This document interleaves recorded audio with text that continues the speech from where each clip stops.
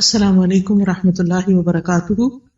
اللہ سبحانہ و تعالیٰ کا بہت زیادہ احسان اور شکر ہے ہم پر، جس نے ہمیں مسلمان بنایا اور ہمیں اس بات کی سمجھ دی کہ ہم اللہ کے بندے ہیں، انسانوں کے بندے نہیں۔ اللہ ہی ہمارا رب ہے، اسی نے ہمیں پیدا کیا ہے، وہی ہمیں رزق دینے والا ہے۔ مرنے کے بعد ہم نے اسی کے حضور حاضر ہونا ہے، اور جب ہم اس سے ملاقات کریں گے تو وہ ہم سے یہ پوچھے گا کہ ہم نے کیا کیا، دنیا میں کیا کر کے آئے۔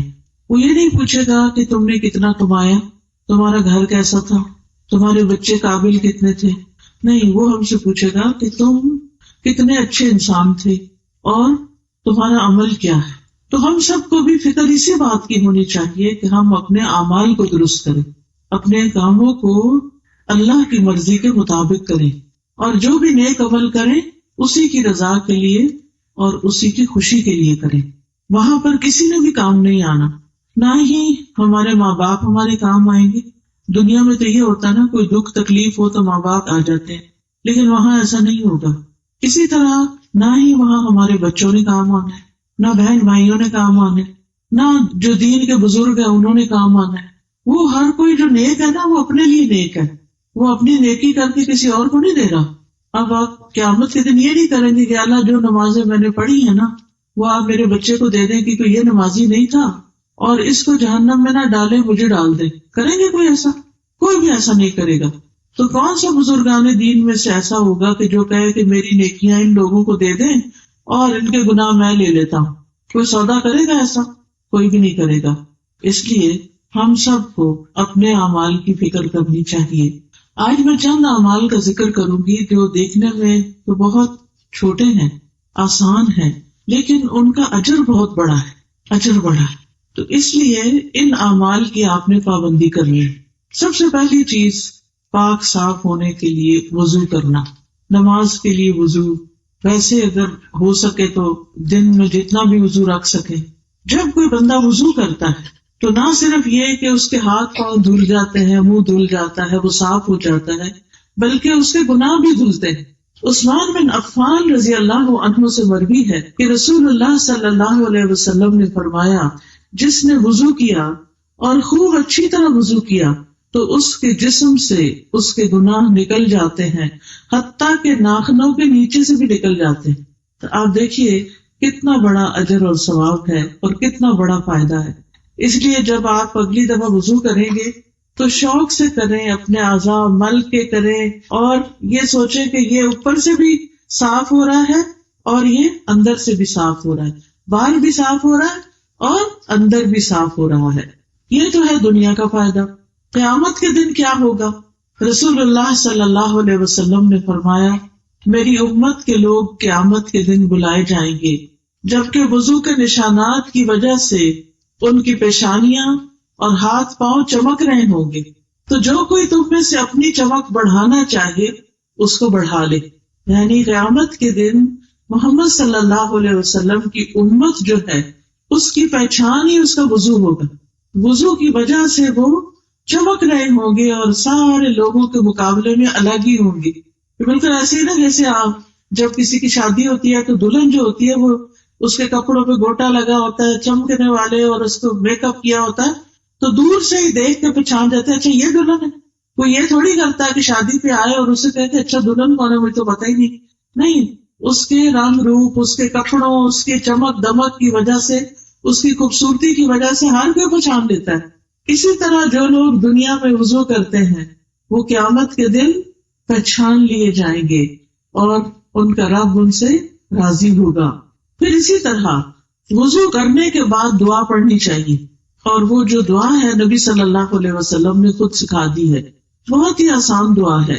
عقبہ بن عامر سے روایت ہے، وہ کہتے ہیں کہ ہمارے ذمے اونٹ چرانے کا کام تھا، ہم دیہاتی لوگ تھے، اونٹ چراتے تھے۔ میری باری آئی تو میں شام کے وقت ان کو چرا کر واپس لایا، تو میں رسول اللہ صلی اللہ علیہ وسلم کو دیکھ رہا ہوں کہ آپ کھڑے ہو کر لوگوں کو کچھ بتا رہے ہیں، تو میں بھی سننے کے لیے کھڑا ہو گیا۔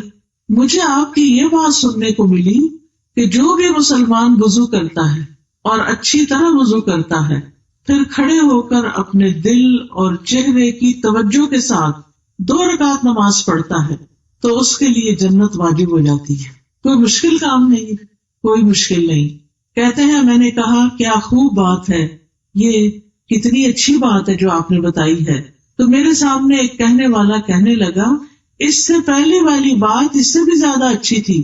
میں نے دیکھا کہ وہ کون ہے یہ جو کہہ رہے ہیں، تو وہ عمر رضی اللہ عنہ تھے. انہوں نے کہا میں نے دیکھا ہے تم ابھی آئے ہو، تمہیں نہیں پتا جو پچھلی بات گزر گئی ہے. آپ صلی اللہ علیہ وسلم نے اس سے پہلے فرمایا تھا تم میں سے جو شخص بھی وضو کرے اور اپنے وضو کو پورا کرے یا خوب اچھی طرح وضو کرے، یعنی یہ نہیں کہ کچھ حصہ خشک رہ جائے اور کچھ ایسے جلدی جلدی نہیں، اچھی طرح مل کے دھونا چاہیے. پھر یہ کہے اشہد ان لا الہ الا اللہ وان محمدا عبد اللہ ورسولہ، میں گواہی دیتا ہوں کہ اللہ کے سوا کوئی معبود نہیں اور محمد صلی اللہ علیہ وسلم اس کے بندے اور اس کے رسول ہیں. تو اس کے لیے جنت کے 8 دروازے کھول دیے جاتے ہیں. یعنی آپ سوچئے کہ یہ کوئی مشکل کام ہے، کچھ بھی مشکل نہیں. لیکن کتنے لوگ ہیں جو وضو میں سستی کر کے پھر نماز بھی نہیں پڑھتے، یہاں وضو کرنا پڑے گا خاص طور پر سردیوں میں. تو ایسا شخص کہ جو اچھے سے وضو کرے اور پھر کیا پڑھے اشہد ان لا الہ الا اللہ وان محمدا عبد اللہ ورسولہ.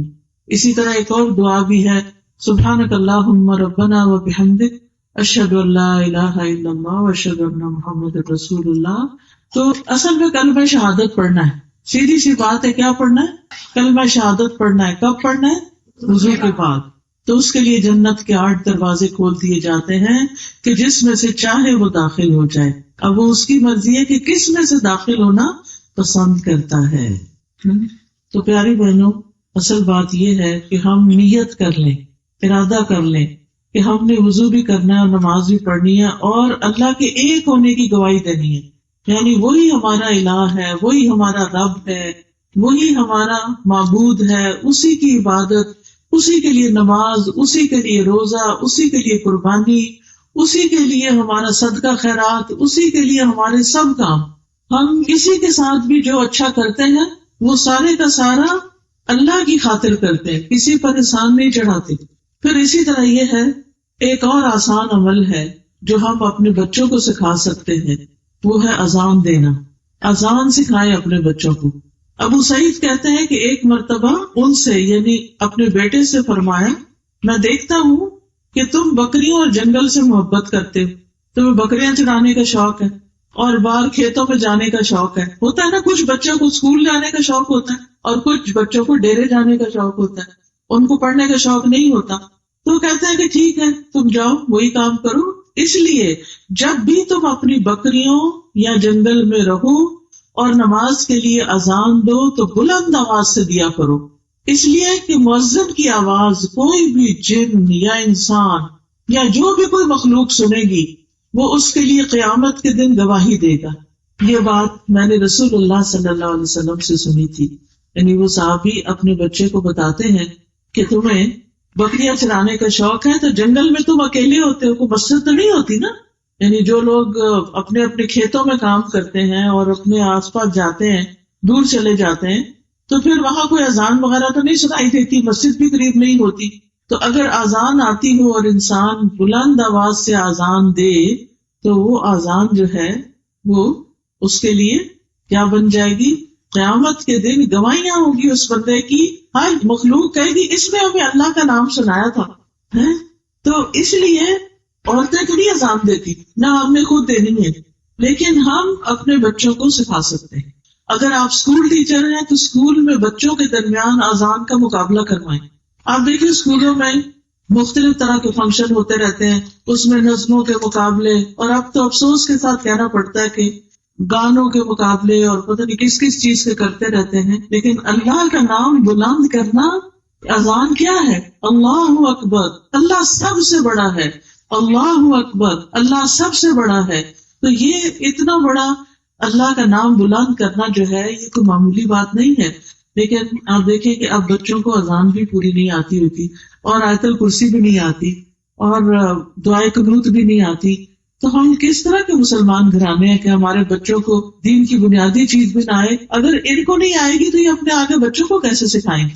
تو اس لیے جو ٹیچرز یہاں بیٹھی ہیں، جو آگے اسکولوں میں پڑھاتی ہیں، ان کو چاہیے کہ اپنی اپنی کلاس کے بچوں کو سکھائیں اور ان کا مقابلہ کرائیں اور اس پر انعام دیں، اور اس پر ان کو بھی اجر ملے گا کیونکہ آپ نے ان کو سکھایا.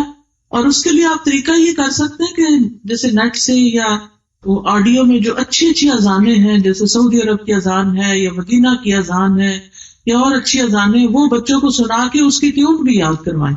اسی طرح خوب اچھی طرح بلند آواز سے بہترین اذان دیں کہ جو دل میں اتر جائے. حضرت بلال رضی اللہ عنہ جو تھے وہ اذان دینے کی وجہ سے بھی مشہور تھے، یعنی نبی صلی اللہ علیہ وسلم کے مؤذن تھے. پھر اس کے بعد یہ ہے کہ نماز پڑھنا.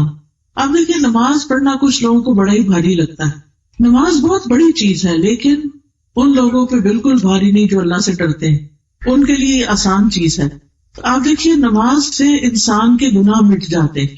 ہم انسان ہیں نا، ہم کمزور ہیں، کبھی ہم سے کوئی غلطی ہو جاتی ہے، کبھی کوئی غلطی ہو جاتی ہے، تو پھر اس کی وجہ سے ہم پریشان رہتے ہیں کہ میرے سے یہ گناہ ہو گیا، میرے سے قصور ہو گیا، پتہ نہیں اللہ تعالیٰ معاف کرے گا یا نہیں.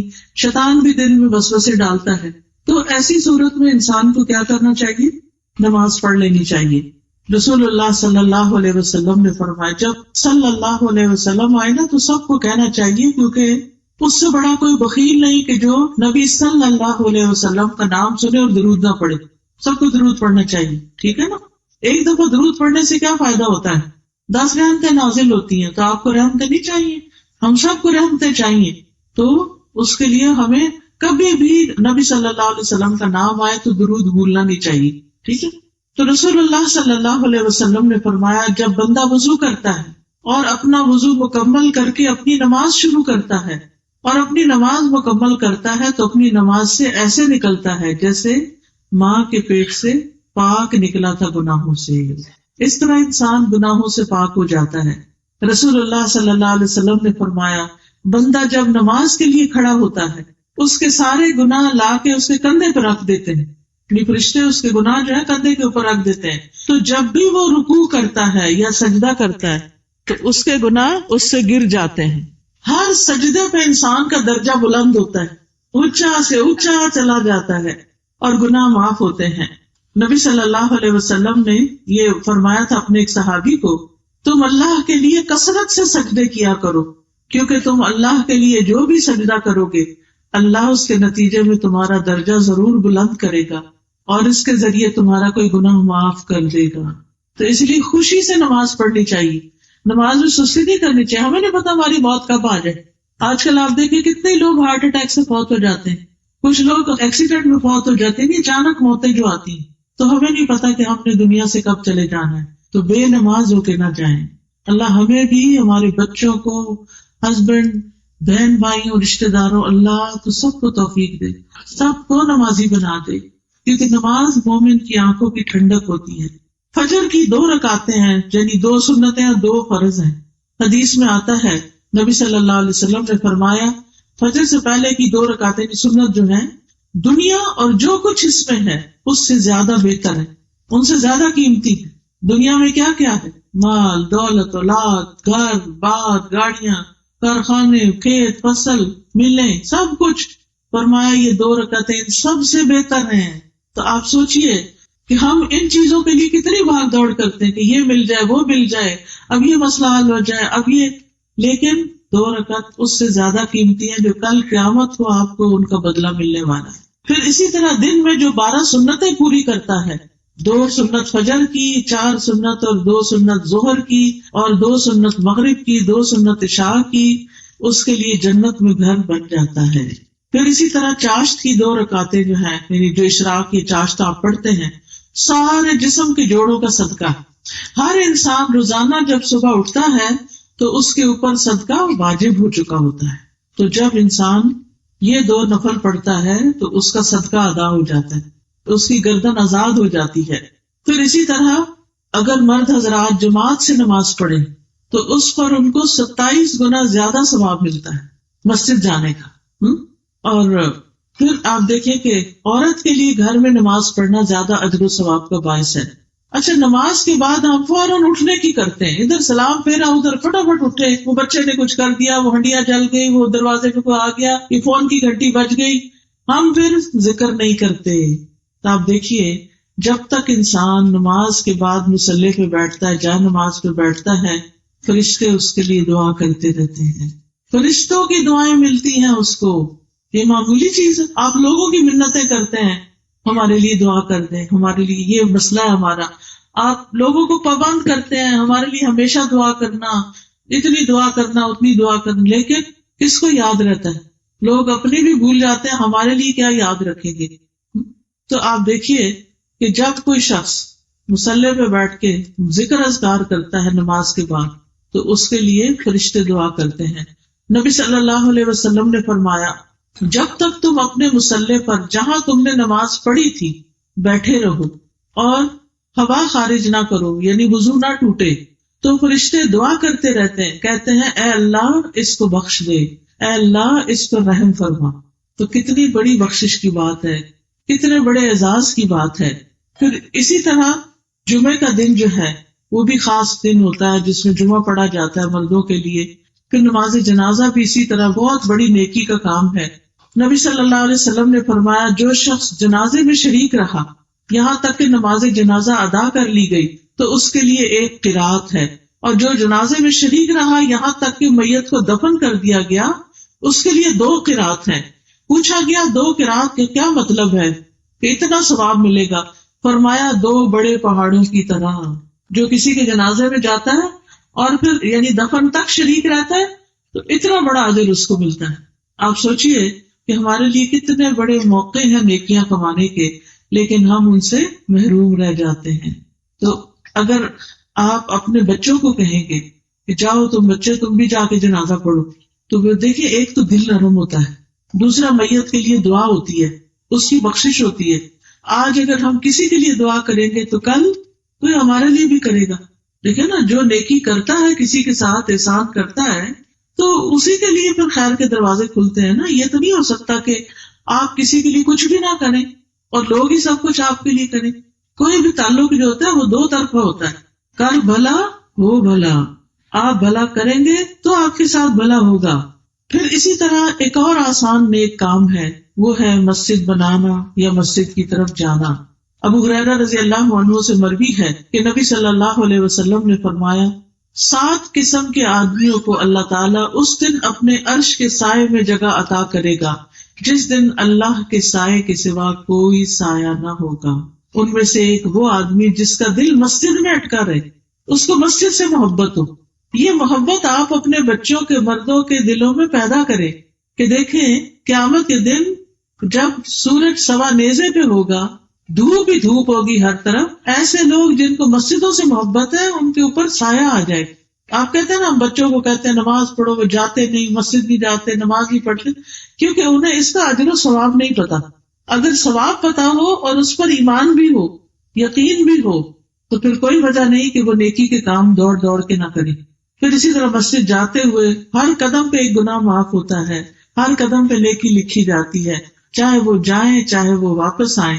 اسی طرح اگر کوئی مسجد بناتا ہے تو آپ صلی اللہ علیہ وسلم نے فرمایا جو شخص اللہ کی رضا کے لیے مسجد کی تعمیر کرتا ہے، اللہ اسی طرح کا ایک گھر اس کے لیے جنت میں بنا دیتا ہے۔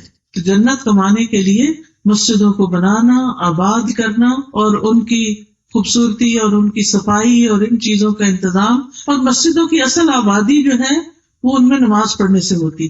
تو گھر کے مردوں کو مسجد جانے کے لیے انکریج کیا کریں۔ اسی طرح ایک اور عمل ہے اور وہ ہے روزہ رکھنا۔ فرض روزوں کا بھی بڑا ثواب ہے اور نفل روزوں کا بھی بڑا ثواب ہے۔ جس کو ہمت، توفیق ہو، صحت ہو، اسے ضرور اس کا اہتمام کرنا چاہیے۔ ابو سعید خدری رضی اللہ عنہ کہتے ہیں کہ میں نے نبی صلی اللہ علیہ وسلم کو فرماتے ہوئے سنا، جو شخص اللہ کی راہ میں ایک دن کا روزہ رکھے گا، اللہ اس کے چہرے کو دوزخ کی آگ سے 70 سال کے فاصلے پہ دور کر، اتنا دور کر دے گا اللہ تعالیٰ آگ کو اس سے، یعنی آگ اس کے چہرے کو نہیں لگ سکے گی۔ اللہ کی خاطر روزہ رکھنا۔ پھر اسی طرح ہر مہینے کے 3 روزے ساری عمر کے روزوں کے برابر اجر ہے۔ ہر مہینے 3 روزے انسان رکھ لے، اور یہ 3 روزے خاص طور پر 13، 14 اور 15 چاند کی تاریخیں جو ہوتی ہیں ان میں رکھنا زیادہ اجر کی بات ہے۔ پھر عرفہ کے دن روزہ رکھنا 2 سال کے گناہوں کی معافی کا ذریعہ بنتا ہے۔ پھر اسی طرح ایک اور نیک عمل ہے صدقہ خیرات کرنا۔ صدقہ خیرات جو ہے، ایک چیز کو اللہ کے راستے میں خرچ کرتا ہے تو اس کا 10 گنا سے لے کے 700 گنا تک اجر ملتا ہے۔ رسول اللہ صلی اللہ علیہ وسلم نے فرمایا، جس نے اللہ کی راہ میں کوئی چیز خرچ کی، اور اللہ کی راہ میں کرنے کا مطلب یہ کہ اللہ کے دین کے لیے خرچ کی، اس کا اجر 700 گنا لکھا جاتا ہے۔ یعنی جیسے ابھی مسجد بنانے کی بات تھی، یا کوئی عمرے حج پہ جا رہا ہے اس کو دینا، یا پھر کوئی مدرسہ بنوانا، مدرسے میں تعلیم کا انتظام کرنا، جو بچے آ رہے ہیں ان کی کتابوں کا انتظام کرنا، یا پھر ٹرانسپورٹ کا انتظام کرنا، یہ سب فی سبیل اللہ میں صدقہ خیرات ہے۔ پھر اسی طرح صدقہ کرنے سے فرشتوں کی دعائیں ملتی ہیں۔ اللہ کے راستے میں ایک جوڑا خرچ کرنے سے، یعنی 2 چیزیں، مثلا پانی کی 2 بوتلیں، کپڑے کے 2 جوڑے، اس طرح کر کے 2 چیزیں خرچ کرنے سے ثواب کتنا ہوتا ہے؟ رسول اللہ صلی اللہ علیہ وسلم نے فرمایا، جس نے اللہ کی راہ میں ایک جوڑا خرچ کیا، اس کو جنت کے ہر دروازے سے خزانچی بلائیں گے، ادھر آؤ ادھر آؤ۔ یعنی کتنی اجر و ثواب کی بات ہے کہ انسان دنیا میں اس کے پاس کتنی چیزیں ہوتی ہیں، تو بعض اوقات ہوتا ہے نا، ایک ہم رکھ لیتے ہیں، ایک دے دیتے ہیں، تو اپنا دوسرے کا کچھ بنا نہ اپنا کچھ بنا۔ تو اس میں مثلا صرف قمیص دینے کی بجائے، یا کہ صرف شلوار دینے کی بجائے قمیص شلوار کا جوڑا بنا کے دیں، یا ایک بکری، مثلا ایک تو نر بکری ایک مادہ بکری ہے، تو ایک بکری دینے کی بجائے 2 بکریاں دیں، 2 مرغیاں دیں، ایک مرغا ایک مرغی، تو اس سے کیا فائدہ ہوگا؟ وہ اور زیادہ ان کے آگے چیزیں بڑھتی جائیں گی اور ان کو زیادہ فائدہ ہوگا۔ اگر ایک جوڑا بکری کا دیں گے تو ان کے بچے پیدا ہوں گے، تو ان کے غریبوں کا کچھ بن جائے گا۔ لیکن دیتے ہوئے احسان نہیں جتانا چاہیے، دکھاوا نہیں کرنا چاہیے۔ دیتے ہوئے دائیں ہاتھ سے بندہ دے تو بائیں کو پتہ نہ ہو، چھپا کے دینا چاہیے، صرف اللہ کی خاطر، کیونکہ یا اللہ میں نے تیرے لیے دیا ہے، مجھے کسی انسان سے کچھ نہیں لینا دینا، میں نے صرف تجھ سے اس کا اجر لینا ہے۔ آپ دیکھیں کہ اللہ کے خزانے کتنے بڑے، پھر جو اجر وہ دے گا وہ کوئی اور دے ہی نہیں سکتا۔ حدیث میں آتا ہے کہ اللہ کے دونوں ہاتھ بھرے ہوئے ہیں، اور جب سے زمین و آسمان بنے وہ خرچ کر رہا ہے، اور اس میں رتی برابر بھی کمی نہیں ہوئی، وہ دے سکتا ہے۔ پھر ایک اور عمل یہ ہے، ہر وقت ذکر کرنا، اللہ کا ذکر اذکار کرنا۔ دیکھیں یہ چھوٹی چھوٹی نیکیاں ہیں جن کے کرنے میں کچھ مشکل نہیں ہوتی، لیکن انسان اپنے آخرت کے لیے تیاری کر رہا ہوتا ہے اور وہاں کے لیے اپنے خزانے بھر رہا ہوتا ہے۔ نبی صلی اللہ علیہ وسلم نے فرمایا، 2 کلمات ایسے ہیں جو زبان پہ بڑے ہلکے، میزان میں بڑے بھاری ہیں اور رحمان کو بڑے پیارے ہیں، اور وہ ہے سبحان اللہ و بحمدہ سبحان اللہ العظیم۔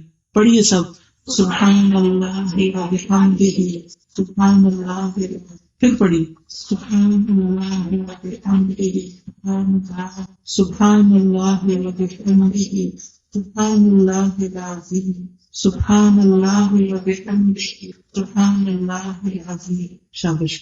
پھر اسی طرح جنت کا خزانہ ہے، لا حول ولا قوت الا باللہ، لا حول ولا قوت الا باللہ، لا حول ولا قوت الا باللہ۔ اسی طرح ایک بار سبحان اللہ پڑھنے سے اور الحمدللہ پڑھنے سے زمین اور آسمان نیکیوں سے بھر جاتا ہے۔ اس لیے کوئی کام کر رہے ہوں، آپ کھانا پکا رہے ہیں، گھر کی صفائی کر رہے ہیں، کپڑے دھو رہے ہیں، زبان تو خالی ہے نا، تو آپ پڑھتے رہیں سبحان اللہ سبحان اللہ سبحان اللہ، الحمدللہ الحمدللہ الحمدللہ، پڑھتے جائیں پڑھتے جائیں پڑھتے جائیں۔ کیا مشکل ہے کوئی مشکل؟ کیا رکاوٹ ہے؟ کوئی رکاوٹ نہیں، ٹھیک ہے نا۔ پھر اسی طرح 100 بار سبحان اللہ و بحمدہ کہنے سے سارے گناہ معاف ہو جاتے ہیں۔ ابو ہریرہ رضی اللہ عنہ سے روایت ہے کہ رسول اللہ صلی اللہ علیہ وسلم نے فرمایا، جو شخص 100 بار سبحان اللہ و بحمدہ کہے اس کے گناہ معاف ہو جائیں گے، اگرچہ سمندر کی جھاگ برابری کیوں نہ ہو۔ پڑھیے سبحان اللہ و بحمدہ سبحان اللہ و بحمدہ سبحان اللہ و بحمدہ سبحان اللہ و بحمدہ سبحان اللہ و بحمدہ۔ اسی طرح جو بندہ 100 دفعہ یہ کلمہ پڑھے دن میں، لا الہ الا اللہ وحدہ لا شریک لہ، لہ الملک و لہ الحمد وہو علی کل شیء قدیر، تو اس کو 10 غلام آزاد کرنے کے برابر ثواب ملے گا۔ 100 नेकियां उसके नामा अमाल में लिखी जाएंगी, 100 बुराइयां मिटा दी जाएंगी, वो सारा दिन शैतान से महफूज रहेगा, कोई शख्स उससे बेहतर अमल लेकर नहीं आएगा, हाँ जो इससे भी ज्यादा इसको पढ़े उसका अमल और ज्यादा है। फिर एक बार दुरूद शरीफ पढ़ने से 10 रहमतें मिलती, और जुमे के दिन खास तौर पर ज्यादा दुरूद पढ़ना चाहिए। हर काम शुरू करने से पहले बिस्मिल्लाह पढ़ने से इंसान अल्लाह की पनाह में आ जाता है, शैतान से महफूज हो जाता है। फिर रात को सोते वक्त क्या पढ़ना चाहिए? 33 बार सुभान अल्लाह, 33 बार अल्हम्दुलिल्लाह, 34 बार अल्लाहु अकबर। आपकी इंशाल्लाह सेहत अच्छी रहेगी, ताकत रहेगी, थकावट दिन भर की उतर जाएगी, नींद भी अच्छी आएगी। रात को जब आंख खुले तो उस वक्त भी पढ़े ला इलाहा इल्लल्लाह वहदहु ला शरीका लहू लहुल मुल्कु व लहुल हम्द व हुवा अला कुल्ली शैइन कदीर अल्हम्दुलिल्लाहि व सुब्हानल्लाहि व ला इलाहा इल्लल्लाह वल्लाहु अकबर व ला हौला व ला कुव्वता इल्ला बिल्लाह। फिर नमाज के बाद तस्बीहात पढ़ने से गुनाह माफ हो जाते हैं। हर नमाज के बाद आयतुल कुर्सी पढ़ने से जन्नत में दाखिला मिलता है। फिर इसी तरह अजान के बाद दुआ करने से दुआ कबूल होती है। खाना खाकर दुआ करे इंसान तो भी बंदे के गुनाह माफ होते हैं। तो हमें जिक्र करना चाहिए। ये एक छोटा सा कार्ड है जिक्र इलाही, इसमें मुख्तलिफ जिक्र ये जो मैंने आपको बताए हैं ये लिखे हुए हैं, और ये भी बताया है कि मसलन 1 मिनट में आप कितनी दफा पढ़ सकते हैं। तो बाजू का ऐसा होता है ना, हाथ बंधे भी होता नहीं गिन सकते, लेकिन आप टाइम देख सकते हैं, अच्छा 5 मिनट हो गए, इसका मतलब मेरा 100 पूरा हो गया। फिर अगर कोई बीमार है तो पूछते हैं लोग बीमार है क्या पढ़े, तो उसके लिए ये आयात शिफा है कुरान से, नबी सल्लल्लाहु अलैहि वसल्लम ने जो बीमारी के नुस्खे बताए हैं। फिर गुनाह जो होते हैं ना वो हमारे कामों में रुकावट डाल देते हैं, तो गुनाहों की माफी के लिए ये इस्तगफार का कार्ड है। फिर इसी तरह हमें कभी खौफ आता है, परेशानियां रहती हैं, पता नहीं हमारा क्या बनेगा, पता नहीं ये काम होगा नहीं होगा, तो ये रात भर हिफाजत के लिए, दुश्मनों वगैरह से, हर किस्म के शर से बचने के लिए, दुश्मन के शर से बचने के लिए ये कार्ड है हिफाजत की दुआओं का। तो ये इसमें से देख के पढ़ लें, अपने बैग में भी रख लें, जहां मौका मिले अपना पढ़ लें। इसी तरह कुछ लोगों को डिप्रेशन होता है, दिल परेशान रहता है हर वक्त, तो उनको तस्बीहात बहुत पढ़नी चाहिए। तो ये कार्ड अगर आपके पास हो तो हर रोज बैठ के ये तस्बीहात पढ़ लें, इंशाल्लाह आपका डिप्रेशन दूर हो जाएगा। फिर इसी तरह एक कहानियों की किताब है हुस्न अंजाम। ये कुछ लोगों के जिंदगी के आखिरी लम्हात के बारे में लिखा हुआ है कि उनकी मौत कैसे आई, अच्छे लोगों की मौत कैसे आई या वैसे किस तरह आई। इससे बड़ा सबक मिलता है। ये अगर किताब आपके पास हो तो आप अपने बच्चों को भी या बुजुर्गों को पढ़ के भी सुना सकते हैं, और उससे उनकी आखिरत की तैयारी में आसानी होगी।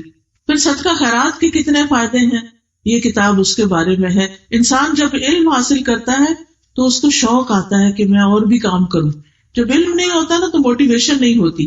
इसी तरह सोने जागने के आदाब हैं कि सोते वक्त क्या पढ़े, रात को क्या क्या काम करे। फिर हर तरह की दुआएं आपको मिल जाएंगी इस किताब में, दुआ कीजिए के अंदर। वो आप अपनी औलाद के लिए, माँ बाप के लिए, जिसके लिए दुआएं करना चाहें। तो ये किताबों का स्टॉल लगा हुआ है। इसके बाद इंशाल्लाह जब दर्स खत्म हो जाए तो अपने लिए भी लें और अपने रिश्तेदारों के लिए, किसी की शादी हो उसको तोहफा दें, अपने बच्चों को दें। अब ये जो फी सबीलिल्लाह मैंने सदका कहा था ना, वो यही होता है कि किसी को एक अच्छी किताब खरीद के दें, सदके का सदका, और जब तक वो पढ़ेगा उसका अजर आपको भी मिलेगा इंशाल्लाह।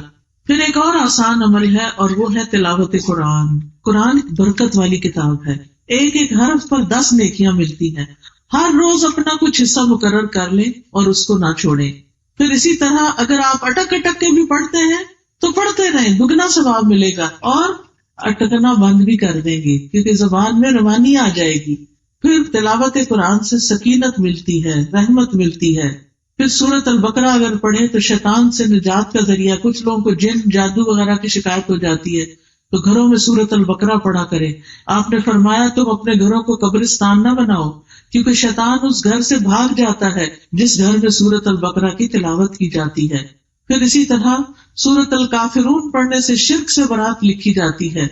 10 बार सूरत अल इखलास पढ़ने से जन्नत में महल बनता है। हम जैसे यहाँ से घर जा रहे हैं, गाड़ी में बैठे हुए, चुप करके बैठे नहीं, चुप करके नहीं बैठे, उंगलियों पे 10 दफा गिन के कुल हु अल्लाह पढ़ ले, बल्कि अपनी आदत ही बना ले कि जब गाड़ी में बैठे 10 दफा कुल हु अल्लाह पढ़ ले। अल्लाह ना करे कोई एक्सीडेंट हो, कुछ हो, तो अल्लाह अपनी रहमत से ढांप लेगा इंशाल्लाह। फिर इसी तरह ایک اور اچھی بات یہ ہے کہ انسان اللہ سے اپنا تعلق جوڑے، اللہ کو سب کچھ سمجھے، سب سے زیادہ اس سے محبت کرے، اکیلے میں اللہ سے باتیں کیا کرے، اللہ کے سامنے رویا کرے، اللہ پر بھروسہ کیا کرے، اپنی ساری مشکلات اللہ کے سپرد کیا کرے۔ پھر ایک اور اچھا عمل یہ ہے کہ لوگوں سے حسن سلوک کرے، والدین کے ساتھ نیکی کرنے پہ جنت ملتی ہے، شوہر کی بات مانے، شوہر کے ساتھ حسن سلوک کرے۔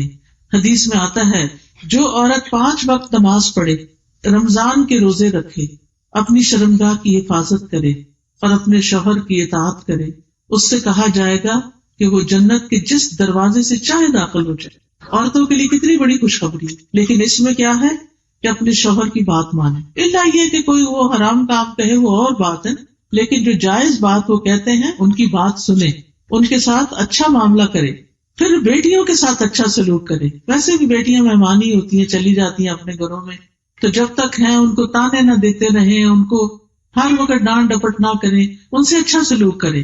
جو اچھا سلوک کرے گا ان سے، وہ آگ سے اوٹ بن جائیں گی، ماں باپ کو جہنم میں نہیں جانے دیں گی۔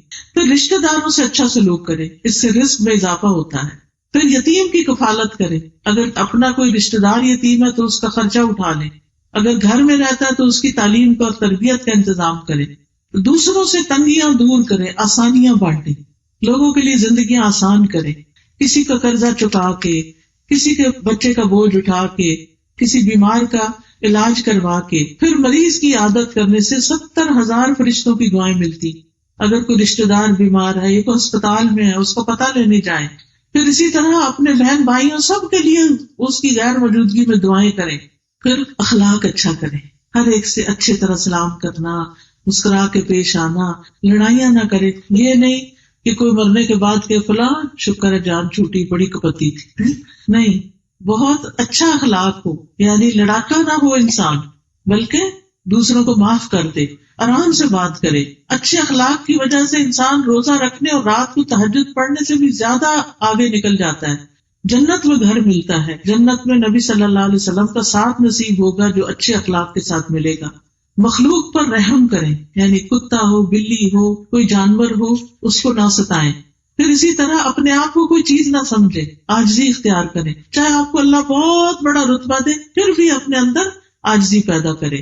پھر اسی طرح غصے کو کنٹرول میں کریں، اپنی زبان کی حفاظت کریں، یعنی زبان سے کوئی گالی گلوچ نہیں، کوئی جھوٹ نہیں، کوئی کسی کی غیبت نہیں، سوچ سمجھ کے بات کریں۔ بعض اوقات ہم تھوڑی سی 2-4 نیکیاں کر لیتے ہیں تو ہمیں سب میں خامیاں نظر آنے لگتی ہیں، ہم کہتے ہیں فلانا ایسا اور فلانا ایسا، جبکہ ہمیں اپنی فکر کرنی چاہیے۔ پھر اسی طرح کسی سے ملیں، ہاتھ ملائیں تو اس پر بھی اجر و ثواب ہے، سلام شروع میں کریں گے تو زیادہ ثواب ملے گا۔ لوگوں سے مطلب کے لیے دوستی نہ کریں، اللہ کی خاطر دوستی کریں، کیونکہ اللہ کی خاطر محبت کرنے والوں کے لیے عرش کا سایہ ہے۔ بچوں میں انصاف کریں، جائیداد جو ہے اس کو انصاف سے تقسیم کریں، بیٹیوں کو اس سے محروم نہ رکھیں۔ بیٹوں نے ہمیں جہنم سے نہیں بچانا۔ کوئی شخص ساری زندگی بھی نیک عمل کرے لیکن اگر وہ وراثت کی تقسیم میں ڈنڈی مارتا ہے تو اللہ کے یہاں سخت پکڑ ہوگی۔ پھر اسی طرح کوئی تکلیف دکھ ہو تو اس پر صبر کرے، اور پھر جو بھی نیکی کو کوئی موقع ہاتھ آئے، چاہے وہ رستے سے تکلیف دہ چیز ہی ہٹانا ہو، علم حاصل کرنے کے لیے نکلنا ہو، تھوڑا عمل ہو لیکن اس کو مسلسل کرے، تو یہ ساری نیکیاں کل آپ کے نامہ اعمال میں قبر میں آپ کے ساتھ ہوں گی، جہاں نہ آپ کے بچے ساتھ ہوں گے اور نہ ہی آپ کے رشتے دار ساتھ ہوں گے۔ اکیلے جانا ہے، سب نے جانا ہے نا۔ ہم نے قبرستان دیکھتے ہیں تو خیال نہیں آتا کہ کسی دن ہماری بھی ایسی قبر بنی ہوئی ہوگی اور پتہ نہیں اندر کیا گزرے گی۔ اس قبر کے لیے تیاری کریں، اور کسی نے وہاں نہیں آنا، خود ہی جانا ہے، اکیلے جانا ہے۔ قبر کیڑوں کا گھر ہے، قبر اندھیرے کا گھر ہے، وحشت کا گھر ہے، وہاں اعمال سے رونقیں ہوں گی، نیک اعمال اپنے ساتھ لے کر جائیں تو انشاءاللہ اللہ تعالیٰ بہترین مدد کرے گا۔ اللہ تعالیٰ ہمیں عمل کی توفیق عطا فرمائے اور ہم کسی کو بھی تکلیف، پریشانی اور دکھ دینے والے نہ ہوں۔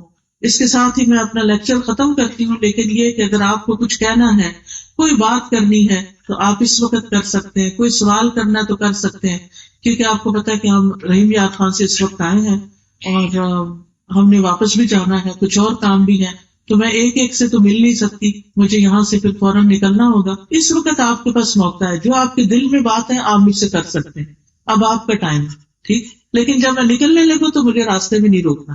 وعلیکم السلام۔ جائز نہیں ہے، نہ ہونی چاہیے۔ ہاں جی، گھر کی جائیداد میں بھی ہوتا ہے، فصلوں میں بھی ہوتا ہے، کانٹا زیور اس میں بھی ہوتا ہے، میت جو کچھ چھوڑ کے جاتی ہے اس سب میں ساری اولاد کا حصہ ہوتا ہے. ٹھیک ہے، ہاں جی. اس کو جیسے قرآن نے بتایا ہے جتنا حصہ، یعنی ایک لڑکے کو 2 لڑکیوں کے برابر حصہ ملے گا تو اس کے مطابق اس کو تقسیم کرنا چاہیے. جی، اور کوئی بات پوچھیے. ہاں جی، ہاں جی فرمائی. جائیداد میرے باپ کے نام مائت میرے بھائی سے میرا حق ہے یا نہیں؟ جائیداد باپ کی تھی نا، اس میں آپ کا حق ہے. اب اگر بھائی اس میں کام کرتے ہیں تو وہ اپنے حصے کا حق لے سکتے ہیں، آپ کا نہیں لے سکتے. نہیں، باپ زندہ ہے، حیات ہے، بہت ہو گئے نا، تو اس کے بعد آپ کو حصہ ملا ہے. ہاں جی، نام تو میرے ہے، مائت میرے بھائی دی ہے، لیکن اس میں سے آدھا یا کچھ حصہ آپ کو نہیں دیتے. کہہ سکتے میں اپنے سے کہہ نہیں میرا حق بالکل بنتا ہے، بالکل. چاہے وہ کمائی کرتے نہیں تو وہ اس کمائی کا ادھا حصہ لے لین. ٹھیک ہے نا، جس طرح باہر والے نو دئی دا کام کرن واسطے، اسی طرح وہ بھی لے لین. جی، بھائیوں کی کمائی کی ہے جائیداد بھائی. اچھا، یعنی باپ نے خود نہیں کمائی تھی، بھائیوں نے باپ کو دی تھی، دے دی تھی. ہاں تو وہ پھر باپ کی ہو گئی نا، تو پھر جب وہ تقسیم ہوگی تو اس میں حصہ آئے گا کیونکہ وہ باپ کی ہو گئی تھی. دینا چاہیے یا نہیں؟ لے لیں، کیونکہ آپ کا حصہ بنتا ہے، کیونکہ انہوں نے کما کے کہا تھا باپ کو یہ آپ کا ہے، یہ کہا تھا نا، تو باپ کو دے دیا. اب جب باپ فوت ہوا تو پھر وہ اولاد میں تقسیم ہوگی. ٹھیک، اوکے. اور کوئی؟ جی آپ فرمائیے. ہاں جی. جی، جیسے پیریڈز میں روزے چھوٹ جاتے ہیں تو ان کو رکھنا فرض ہے، ان کا فدیہ نہیں ہوتا. فدیہ ہوتا ہے بوڑھے آدمی کا جو کبھی بھی رکھ نہ سکے اب، یا ایسا بیمار کہ جو ٹھیک ہی نہ ہو تو اس کا فدیہ ہوتا ہے، اور وہ گندم وغیرہ سے ہو جاتا ہے. جی جی، گندم وغیرہ سے ایک مسکین کے کھانے کا ہو جاتا ہے. جی، یعنی سال بعد آپ رکھیں گے تو اگلا سال شروع ہو گیا. جی، اگر اس کی ہمت طاقت ہے تو رکھ لے. جی، بات کرنی پڑتی تو اس میں بالکل گھور کے نہ دیکھیں، ذرا سی اپنی نظر جو ہے نا اس کا فوکس مرد کا چہرہ نہ ہو. ٹھیک ہے، نیت بھی ٹھیک ہو، لیکن یہ ہے کہ انسان جس چیز کو دیکھنے سے منع کیا گیا کہ ٹکٹکی لگا کے نہ دیکھو، وہ دیکھے نہ، بار بار نہ دیکھے. جی، تاکہ دوسروں کے لیے فتنہ نہ بنے. تو وہ حساب کر کے تھوڑی تھوڑی کر کے پوری کر لے. نہیں، پرانی قیمت کے مطابق. عورتوں کے سامنے عورت کا سطر کیا ہے؟ نہیں، سطر ایک ہوتا ہے حجاب جو مردوں سے ہوتا ہے، اور ایک ہوتا ہے سطر جو عورت کا عورت کے سامنے ہوتا ہے.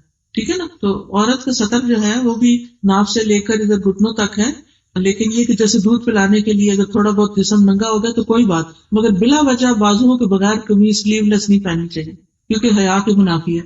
حدیث میں ذکر ہے استخارے کا، کارڈ بھی موجود ہے، اس میں پورا طریقہ لکھا ہوا ہے. ٹھیک ہے، جزاکم اللہ خیرا کثیرا. سبحانک اللہم و بحمدک، اشہد ان لا الہ الا انت، استغفرک و اتوب الیک. السلام علیکم و رحمۃ اللہ.